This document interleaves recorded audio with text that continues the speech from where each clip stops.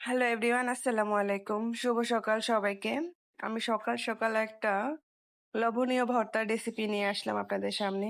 এই যে দেখেন, এটা হচ্ছে কদবেল। কদবেলটাকে আমি আগে যে ফাটিয়ে নিলাম, ফাটিয়ে নিয়ে তারপরে এই যে চাকু দিয়ে সবকিছু, এই যে সব কদবেলগুলো এখান থেকে বের করে নিচ্ছি পাটার মধ্যে।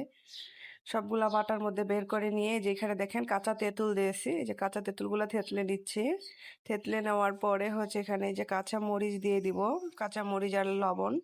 লবণ দিয়ে এগুলো বেটে নিব সব। এই যে, আর আমার কিন্তু এই যে কদবেল ভর্তা খাইতে খুব বেশি ভালো লাগে। কদবেল এখন পাওয়া যাচ্ছে, এখন কদবেলের সিজন। বাজারে কিনেও খাই, কিন্তু কিনে খাইলে ওই মাখাটার ভিতরে কদবেলটা অত ভালো মাখা যায় না, তাই আমি এভাবে কিনে নিয়ে আসে এই যে বাসায় আবার নতুন করে এরকম করে ভর্তা বানাই। আর আমার এটা খেতে খুব ভালো লাগে। আপনাদের কার কার বেল ভর্তা খেতে ভালো লাগে অবশ্যই কমেন্টে জানাবেন। আর আমার ভর্তাটা কতটা লোভনীয় হচ্ছে সেটাও জানাবেন। এই যে আমার ভর্তা করা শেষ।